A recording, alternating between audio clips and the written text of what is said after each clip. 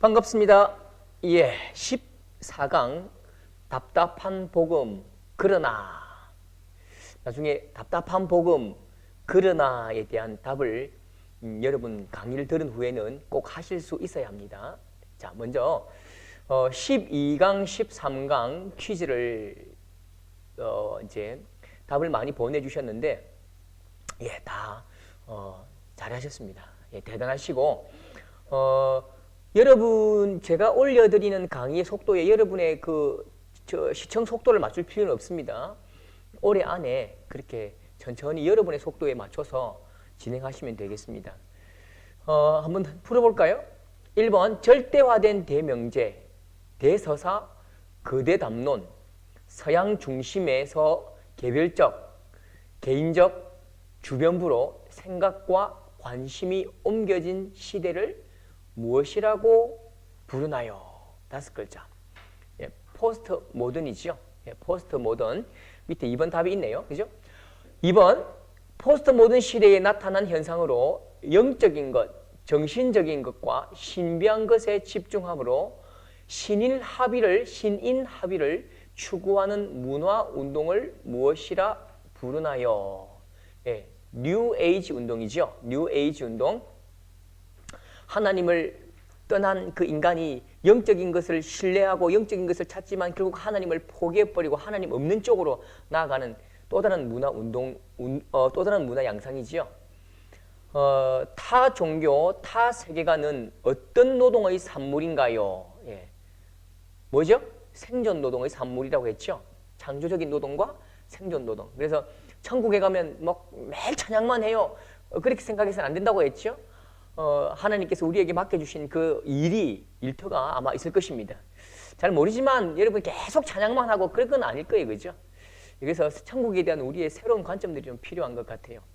자, 그러면 14강 한번 보겠습니다. 14강 답답한 복음 그러나입니다. 답답한 복음. 자, 여러분 우리 인간이 가지고 있는 실존, 인간이 가지고 있는 그 본질적인 모습이 뭘까요? 하나님을 떠난 인간이 가지고 있는 그 존재적 본질이 뭐냐? 그건 불안입니다. 불안입니다. 우리 인생 가운데 굉장히 무거운 불안이 자리 잡고 있어요. 불안이 자리 잡고 있기 때문에 모든 사람은 이 불안을 안전으로 해결하기 위해서 열심히 공부도 하고 돈도 모으고 그렇게 안전장치를 취한다고요. 사실 여러분 보십시오. 우리 일상의 모든 사건들, 우리가 행하는 모든 것들이 어쩌면 이 땅에서 좀 더 안전하게 살기 위한 노력인 것 같아요. 여러분 우리는 이 불안을 해소하기 위해서 열심히 뭔가 해보지만 이 불안은 해소할 길이 없는 거지요. 이 불안은 어디서 왔습니까? 궁핍에서 온 게 아니라고요. 우리의 소유가 없기 때문에 불안이 온 것이 아니라 하나님을 떠난 인생이 마땅히 가지게 되는 그 불안이죠. 여러분 어떻게 표현하면 좋을까요? 보십시오. 홈플러스에 가면 수많은 물건들이 있습니다. 홈플러스에 가면 진짜 맛있는 게 많아요. 그냥 막 원하는 것, 먹고 싶은 것 엄청나게 많죠. 근데 딱 하나가 떨어지면 불안합니다. 아이가 7살짜리 애가 엄마 손을 딱 놓고 엄마가 내게 없다는 순간 그 아이가 여러분 콤프로스트 먹고 막 그 초콜릿 때문에 사탕 때문에 막 행복하고 와 맛있겠다 그렇게 감탄합니까? 그렇지 않죠. 그때부터 바들바들 떤다고요. 아무리 앞에 맛있는 햄버거가 있고 고기가 있고 이렇게 맛있는 그 초콜릿이 있어도 엄마가 없다는 그 사실 때문에 아무것도 눈에 보이지 않는다고요. 여러분 인생은 어떤 소유로 그 불안을 해소하거나 만족하거나 행복할 수 없는 존재지요. 하나님을 떠난 그 사건 때문에 모든 인생이 불안이 생긴다고요. 하나님을 떠나면서 우리가 갑자기 이 답을 놓칩니다. 어떤 답일까요? 우리는 어디서 왔을까? 우리는 지금 어디로 가고 있는가? 내가 열심히 살고 있는데 어디로 가는 거지? 내 인생이 어떻게 끝나는 거지? 내 인생이 지금 목적지가 어디야? 나는 지금 왜 여기 있는 거지? 그리고 또 한 가지 있죠? 인간이 하나님을 떠남으로 자연계가 전락해버리지요.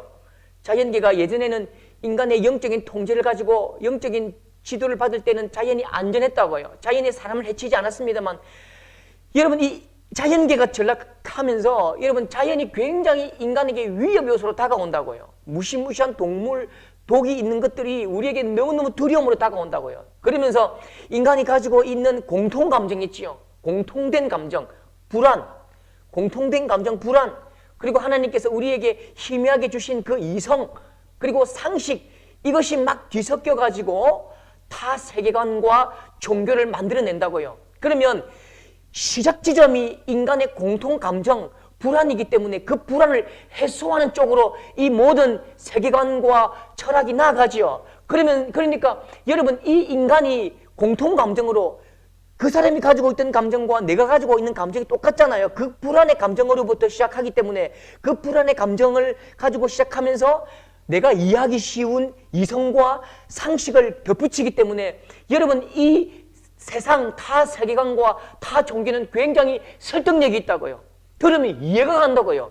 들으면 무릎이 쳐지고 박수가 쳐지고 아 그렇구나 그런 반응이 나오게 되어 있다니까요. 그런데 참 이게 이 말이 됩니까 이게? 하나님이 죄악으로 죽은 인간을 구원하기 위해서 인간의 몸을 입고 동정녀의 몸으로 이 땅에 오셨습니다. 동정녀? 인간의 지식으로, 인간이 역사로 한 번도 경험해 보지 못한 방식, 처녀가 잉태하여 아들을 낳으리니 하나님의 사람의 몸을 입고 오셨다? 말도 안 되는 이야기를, 그것도 동정녀 한 번도 남자와 여자의 관계를 통해 난 잉태된 생명이 아니라 성령으로 잉태된 처녀의 몸으로 이 땅에 한 생명이 오셨대요. 그분은 인류의 죄를 짊어지고 십자가의 죽음으로 속죄의 제물이 되셨대요. 인류의 모든 죄를 짊어지고 십자가에 하나님이 사람에게, 창조자가 피조물에게 짓밟힘 받고 침뱉음을 당하고 십자가에 달려 돌아가셨대요. 그리고 사흘 만에 부활하셨답니다. 상식적이지 않지요. 왜요? 상식이 뭘까요? 일반적으로 인간이 경험할 수 있는 사건을 상식이라고 말합니다. 1다음에 2다음에 당연히 3이 와야 되는, 이 인간이 날마다 경험하게 되는 일반적인 상식, 그리고 우리 이성으로 생각으로 마땅히 그려지는 그 그림 속에서 다 벗어나는 거죠. 한 번도 인류 역사에서 다른 어떤 것도 경험할 수 없는 그 사건을 지금 이야기하고 있는 거죠. 그래서 그 상식적이지도 못하고 이성적이지도 못한 거예요. 상식적이지도 못하고 이성적이지도 못하지요. 그러니까 논리가 안 되는 거지요. 논리가 엮이질 않는다고요. 더 웃기는 거 보세요. 누구든지 그분을 구주로 시인하고 그의 대속과 부활을 믿는 자는 구원을 받는데요. 이야, 제가 중학교 3학년 때 교회, 초등학교 2학년 때부터 교회 다녔지만, 그때까지는, 초등학교 2학년 때까지는 이제, 초등학교 2학년 때부터 교회를 나가기 시작했는데, 그때는 이제 교회 나가야 될 이유가 있었습니다. 왜냐하면, 교회 가면 도넛을 줬어요. 빵을 줬다고요. 우유도 주고요. 너무 맛있는 게 많았어요. 신나는 일도 많고, 놀 게 없으니까 막 거기 이제 놀 일이 많으니까요. 그 다음에 막 축구팀도 운영하고, 너무 신났어요. 그러면서 이제 중학교 1학년, 2학년 되면서 약간 머리가 깨기 시작했어요. 내가 지금 믿는 이 신이, 내가 믿는 예수님이, 하나님이 진짜 하나님일까? 이렇게 궁금하기 시작했어요. 궁금해하기 시작했어요. 그러면서 딱 저 이야기를 하는 거예요. 저 이야기를 정확하게 우리 교회 전도사님이 가르쳐 주시는 것입니다. 그래서 제가 어떻게 했을까요? 너무너무 막 기뻐가지고 할렐루야, 아멘 하면서 막 눈물 흘리고, 그리고 더 예수님께로 가까이 나갔을까요? 저 이야기를 듣는 순간 제가 깨끗하게 교회를 끊었습니다. 깨끗하게 교회를 끊고 교회를 안 다녔어요. 왜냐하면 중학교 1학년, 2학년, 3학년 때까지는 또 이제 좀 다닐만 한 이유가 있었거든요. 교회 누나가 있었다고요. 교회 누나, 피아노 치는 누나, 머리가 조금 찰랑찰랑 긴 누나가 피아노를 팍 치면서 하얀 블라우스를 입고 치마를, 롱치마를 입고 피아노를 치면서 한 번씩 머리를 한 번씩 털어주는 그 살랑살랑한 그 느낌으로 교회 갔는데, 중학교 3학년 되니까 그 누나 시집 까버리고 저걸 가르쳐 주는데 제가 교회를 깨끗하게 끊었다니까요. 왜요? 말이 안 된다고요. 말이 안 되는 거예요. 논리가 맞지 않은 거예요. 상식적이지 않은 거예요. 그런데 여러분, 이건 사실은요, 복음의 형식이 이렇다는 것은 하나님도 아시는 거지요. 우리는 십자가에 못 박힌 그리스도를 전하는데요. 다른 모든 종교를 보십시오. 다른 모든 신을 보십시오. 우람하고 웅장하고 대단하고 엄청나고 화려한 것들을 이야기하지만 우리가 전하는 복음이 무엇입니까? 십자가에 못 박힌 그리스도. 십자가에 못 박힌 그리스도. 여러분, 십자가에 못 박힌과 그리스도 왕, 온 우주 만왕의 왕, 여러분, 이건 말이 서로 맞지 않는 말이라고요. 형태가 맞지 않는 말이라고요. 네모난 세모, 동그란 네모, 이게 말이 됩니까? 논리적 규결이 안 되는 말이잖아요. 그런 말이 없잖아요. 없듯이 십자가에 못 박힌 가장 인간이 가지고 있는 최악의 가장 처참한 그 형식으로 십자가에 못 박힌 온 만유의 왕, 이건 너무너무 미련한 말입니다. 미련한 것인 줄 성경 하나님도 아신 것 같아요. 유대인에게는 끓이키는 것이요 받지 않는다는 거죠. 이방인에게는 미련한 것이다. 그런데 여러분, 이 복음의 비논리성, 여러분, 복음은 절대로 논리적으로 설명되거나 이해되지 않는다고 했지요. 그러나 이것이 참으로 오직 유일한 구원의 방식인 이유가 무엇입니까? 하나님께서 이 방식을 우리에게 주셨기 때문입니다. 하나님의 말씀으로 온 만물을 창조하셨고 하나님의 말씀으로 통치하셨듯이 하나님의 말씀으로 하나님의 뜻으로 이 방식을 우리에게 주신 거예요. 너무너무 미련한 형식으로 우리에게 주셨죠. 그러므로 여러분, 우리는 이 구원에 있어서 우리의 공로와 우리의 공적은 아무런 의미가 없는 것입니다. 에베소서 2장 8절, 너희는 그 은혜에 의하여 믿음으로 말미암아 구원을 받았나니 이것은 너희에게 난 것이 아니다. 하나님의 선물이다. 구원은 하나님의 절대적인 선물인 것입니다. 구원은 하나님의 절대적인 은혜인 거지요. 여러분, 제가 중학교 3학년 때 교회를 깨끗하게 끊었습니다. 절대로 이 교회는 다시는 다니지 않겠다고. 내가 이제 빵 얻어먹을 이유도 없고 내가 예쁜 누나 볼 일도 없고 내가 더 이상 교회 다닐 이유가 하나도 없는데요. 제가 언제 내 마음이 바뀌고 내 삶이 바뀌고 내 인생이 바뀌었을까요? 예, 말씀을 들을 때에, 찬양할 때에 갑자기 나의 온 마음의 빗장을 뜯으시고 여시고 하나님께서, 예수 그리스도께서 인격으로 내 안에 찾아와 주시는 것입니다.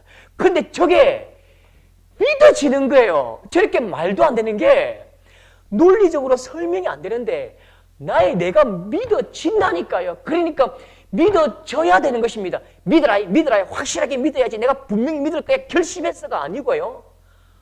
믿어지는 것입니다. 하나님의 은혜로 이 말도 안 되는 저 복음이 믿어질 뿐만 아니라 저 하나님의 사랑이 너무너무 눈물겹고 너무너무 감동적이어서 하나님의 사랑, 예수 그리스도의 사랑을 이야기할 때마다 내 온몸이 불타는 것 같고 그 사랑에 내가 반응하게 되고 내 온몸과 마음과 가진 것 다 드려도 그 사랑을 갚을 수 없다는 것들을 내가 느껴지고 확신한다니까요. 맛을 보게 된다니까요. 여러분, 참 재밌는 건요, 오래전에 그 통합처 어떤 교회에서 아주 굉장히 훌륭한 우리 목사님 교회에 하여튼 좀 우리 교단 뭐 보수 교단은 말도 안 되는 이야기지만 약간 좀 진보적인 교단의 가장 훌륭한 목사님 교회에서 재밌는 간증을 했어요. 간증이라기보다도 교육이랄까요? 스님을 모신 거예요. 스님을 강단의 스님을 모신 거죠.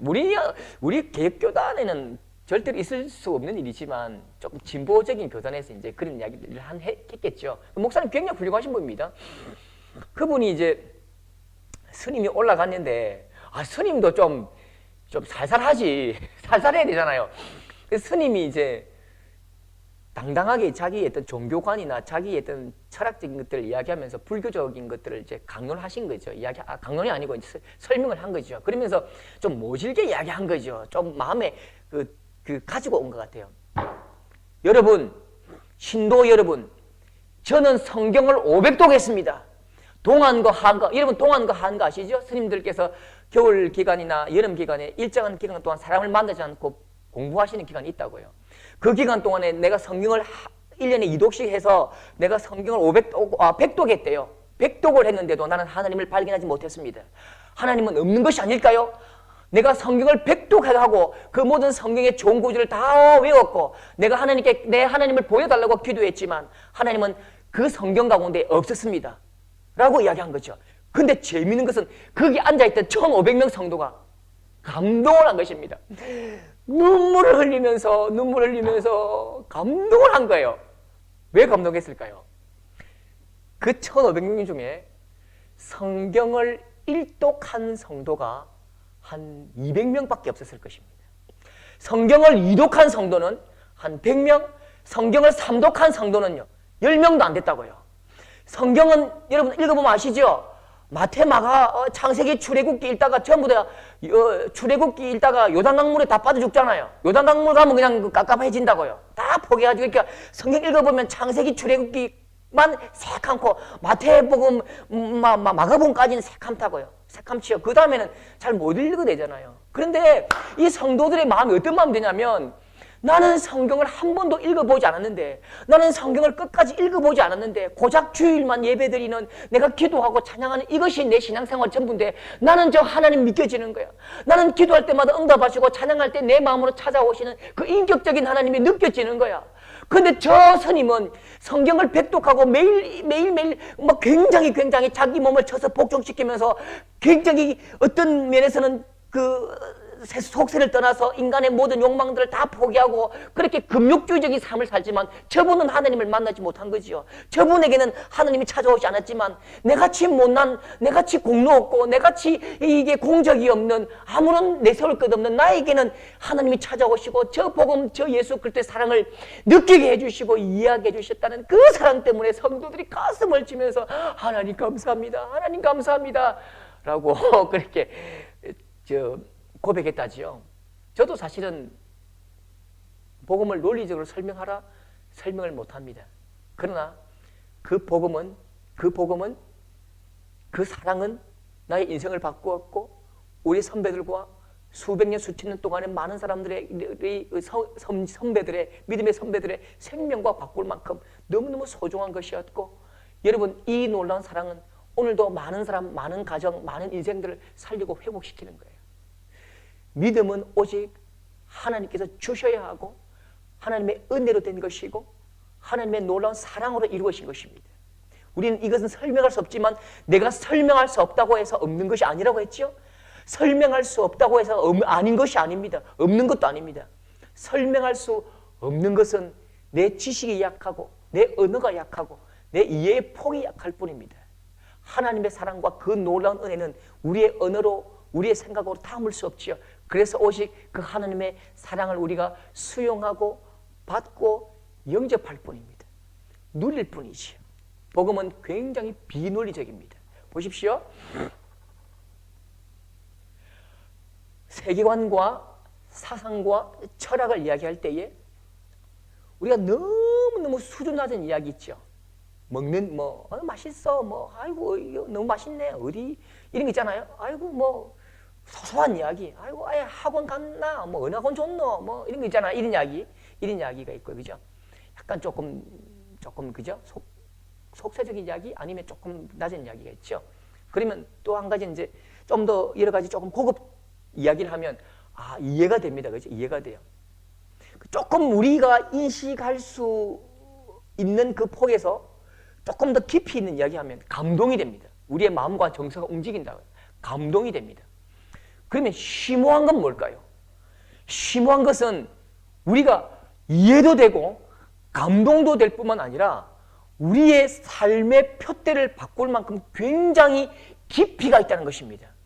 여러분 깊이가 있다 해도 어디까지 깊이가 있을까요? 여러분 다른 세계관과 사상과 철학이 수준 미달이 아닙니다. 여러분 불교와 이슬람교와 다른 힌두교와 다른 유교와 모든 사상들이나 철학자들의 이야기가 수준 미달이라고 말하면 안 되는 거예요. 그냥 단순히 이해되는 것도 아니고요. 굉장히 어쩌면 감동적일 수 있고 심오한 것일 수 있습니다. 왜냐하면 그 인생 가운데 사람이 가지고 있는 깊이 있는 생각과 고민과 아픔과 여러 역사성을 가지고 있기 때문에 시대 100년, 200년, 300년, 400년, 1000년 역사 가운데서 고민했던 그 생각들이 쌓여온 것이기 때문에 굉장히 심오하다고요. 심오하다라고 인정해 줍시다. 그냥 다른 종교는 굉장히 심오한 것 맞아요. 인정합니다. 근데 심오한 것이 어디까지 심오합니까? 심오하다는 건 깊이 있다잖아요. 여러분 보십시오. 바닷물이 엄청나게 깊지요? 바닷물이 깊이가 심오하게 깊어요. 근데 바닷물은 바다만큼 심오한 거죠. 바다보다 더 심오한 게 있습니까? 바닷물은 바다의 깊이만큼만 심오한 것입니다. 그러면 우리 인생에게 다른 종교와 다른 사상들과 다른 세계관의 이야기를 들을 때에 우와 정말 심오하다. 내가 저 가르침대로 살아야 되겠다. 내가 저 성인의 삶을 내가 본받아야 되겠다. 저 가르침을 따라야 되겠다고 얘기할 때에 그 심오하다고 얘기할 때에 어디까지 심오할 수 있을까요? 그건요 인간이 가지고 있는 인식의 깊이만큼밖에 안 됩니다. 그것보다 더 심오한 건 없는 거죠. 그것보다 사람의 깊이만큼 훨씬 더 심오하다면 그건요 난해한 잡설이 된다고요. 난해한 것이 된다고요. 심오를 넘어가 버리면 난해하다고요. 심오까지만 우리가 이해할 수 있다니까요.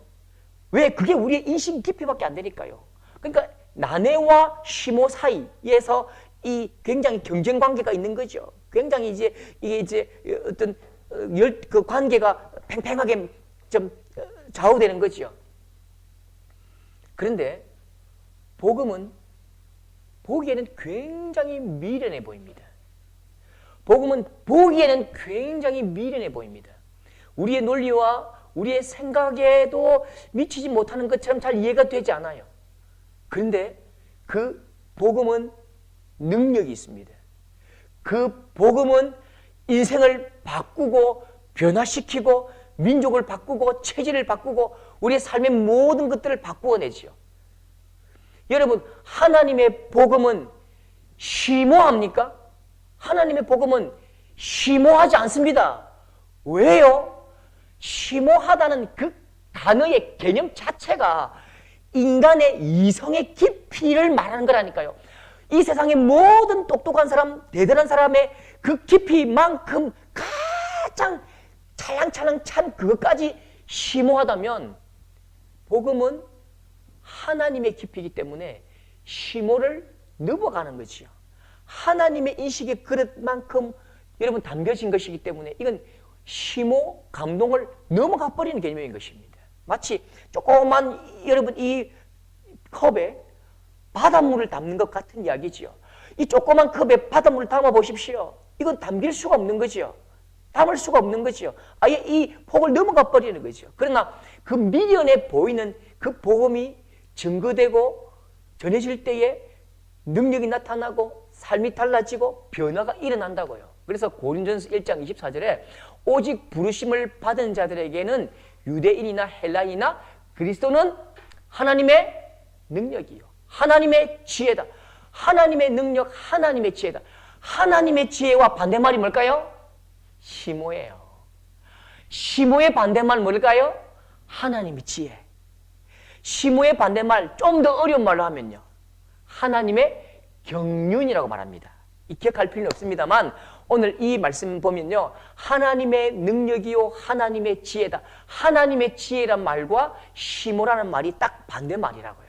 심오는 사람의 폭의 가장 깊은 곳. 하나님의 지혜는 하나님의 폭, 하나님의 그릇이죠. 그래서 그리스도, 예수 그리스도를 통해서 우리를 구원하시는 이것은요. 고린도전서 2장 9절 보십시오. 하나님이 자기를 사랑하는 자들을 위하여 예비하신 모든 것은 눈으로 보지 못하고 귀로 듣지도 못하고 사람의 마음으로 생각하지도 못한다. 이렇게 말씀 미리 하신 거예요. 눈으로 보지 못하고 귀로 듣지 못하고 또요.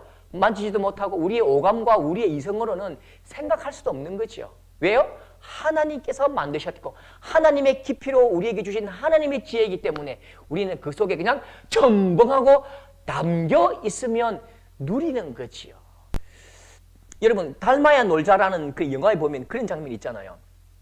밑이 빠져버린 그 깨진 항아리에 물을 가득 채우라고 말합니다. 물을 가득 채우는 방법이 뭘까요? 깨진 항아리가 완전히 밑이 다 깨져버렸거든요. 막 물을 퍼붓습니다. 물을 퍼붓기도 하고 이 항아리를 배 위에 얹어가지고 그렇게 아무리 퍼부어도 물은 다 새어버린다고요. 어떻게 했을까요? 깨진 항아리를 저수지 연못 속으로 던져버리는 거죠. 던져버리면 그 항아리가 깨졌든지 뭐 부서졌든지 망가졌든지 구멍났든지 아무런 관계없이 그건 물로 채워지잖아요. 여러분 마찬가지입니다.